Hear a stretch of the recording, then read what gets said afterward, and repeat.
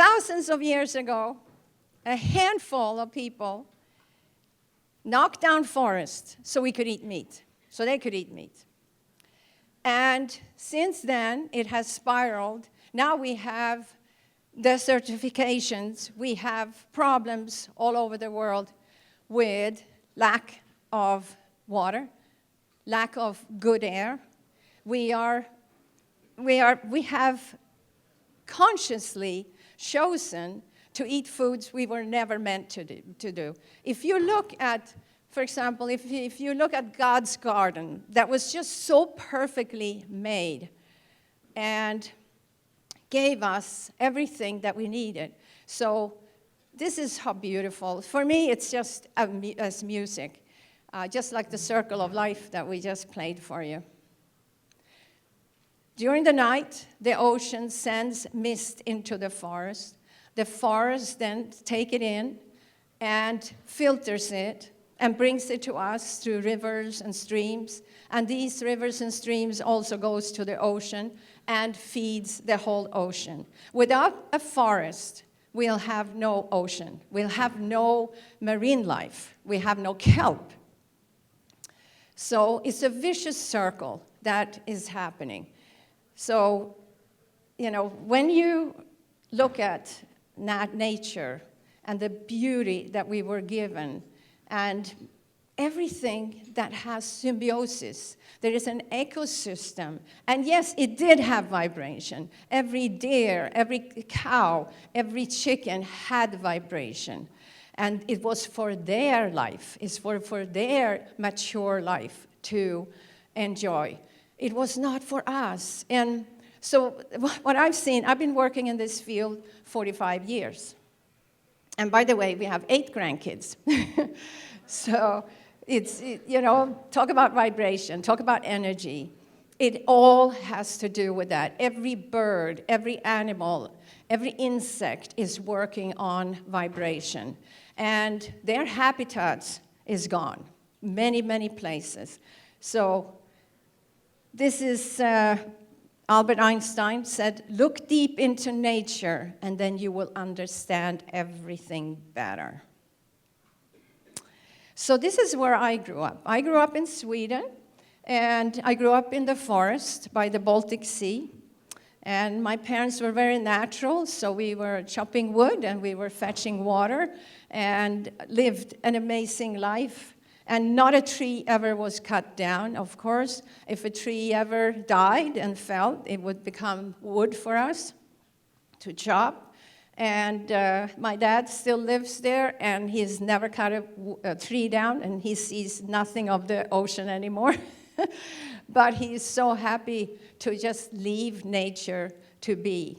And so we have been very hungry to cut down woods and to, instead of using the plants and the medicines that the forests have for you, we've cultivated plants and we've cultivated herbs. And if you look at the indigenous people, how much they have known, and they've been the eyes and ears for the forest for so many decades, and they know how valuable it is. And somehow we took ourselves away from nature, but we can't take nature out of us, because nature is in all of us. So we kind of, as the Europeans came, they actually made a difference, because they brought with them totally different habits. And they wanted to make sure there were no predators, and they changed a lot. So I'll get to that in a minute. The world lost 550 square miles, according to the World Bank, between 1990 and 2020. This measurement equals an area larger than South Africa. The interconnected web. So forests are ecosystems that are composed of interacting parts. These parts include plants, animals, fungi, bacteria, and abiotic components such as soil, water, fire, and climate. So fungus, There's like 70,000 different kinds, and 80% of fungus has the same genetic as we do. So it's not really a plant, it's not an animal, and it's supporting.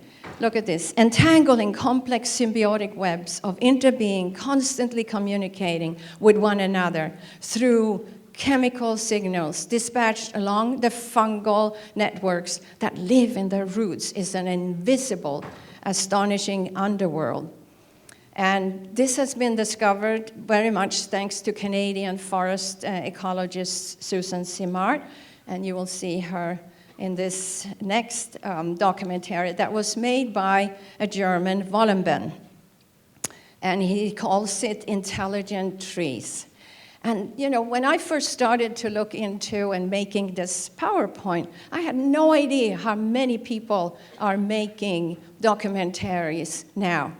And it's just amazing. So he says, one thing is that the mother tree suckle their children. They feed the young tree just enough sugars produced by its own photosynthesis to keep it from dying. Trees in a forest of the same species are connected by the roots, which grow together like a network. And if you look at an oak tree, the roots of the oak tree is connected to the next oak tree and to the next oak tree. So the same species are connected to each other. And so fungi feeds the tree nitrogen, phosphorus, and lots of nourishment, vitamins. And of course, it gives it water. And instead, the tree gives it sugar. So how does it give it sugar? So they actually have studied trees at night, and the branches are actually lightly pumping the sugar down. So it's just an amazing system.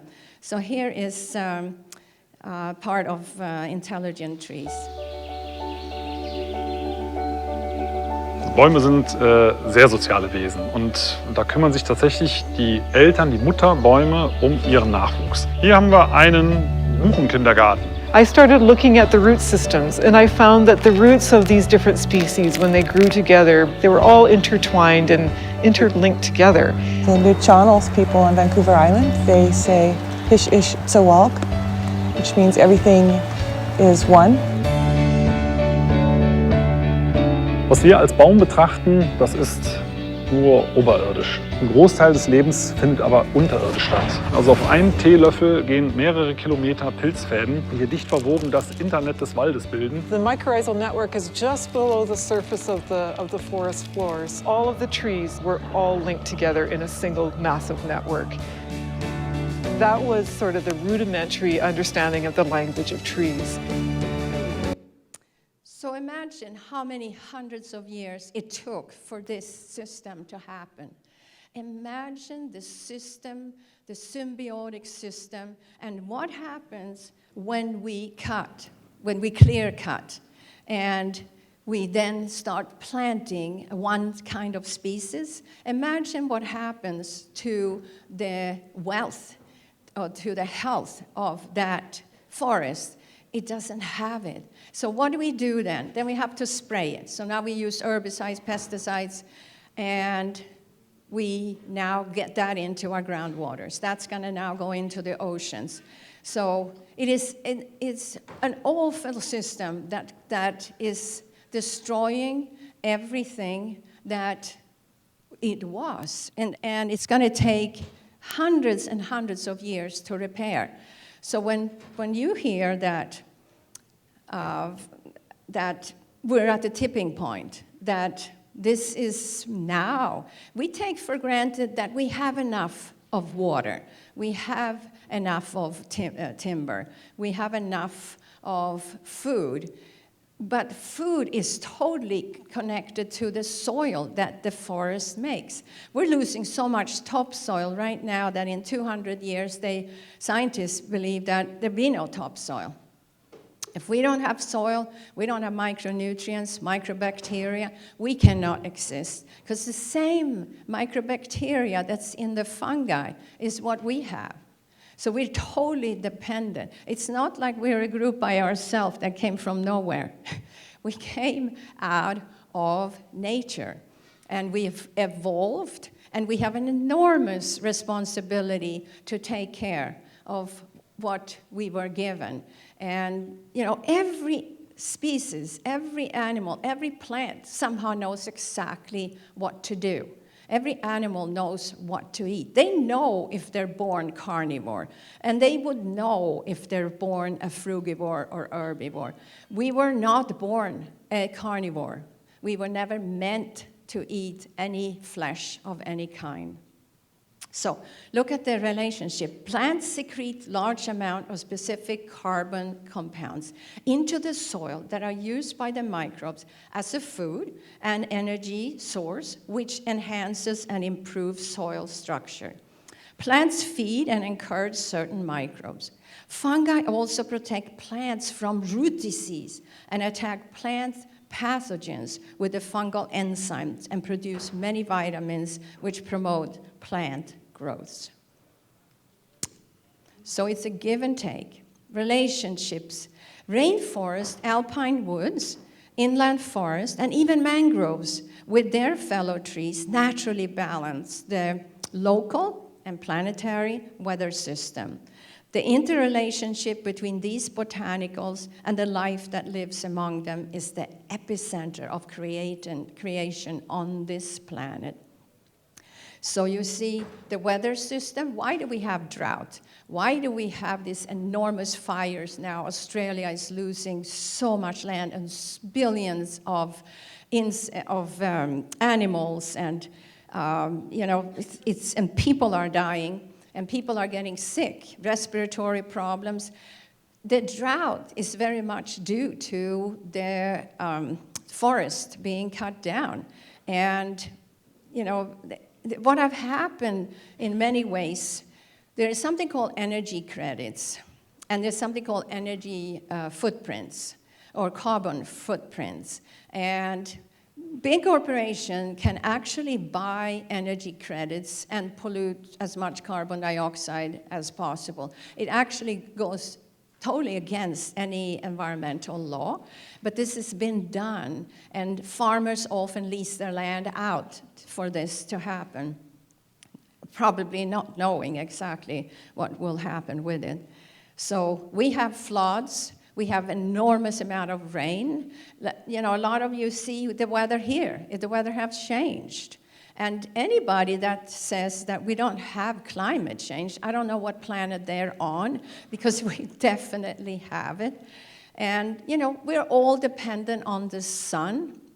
The radiation from the sun that's the energy that we all live on. And it has so much to do with the forest, with the ocean. Of course, it's all connected, but nothing lives without the sun. And to steal a joke from Carl Sagan, where he asked somebody, what's more important, the moon or the sun? And the person said, the moon, of course. At night, I need a light. During the day, I don't need anything. So the sun, don't take it for granted. And talking about, sunscreen. So we use this terrible sunscreen junk we put on, and now it's killing the coral reefs, and it's hurting the ocean big time.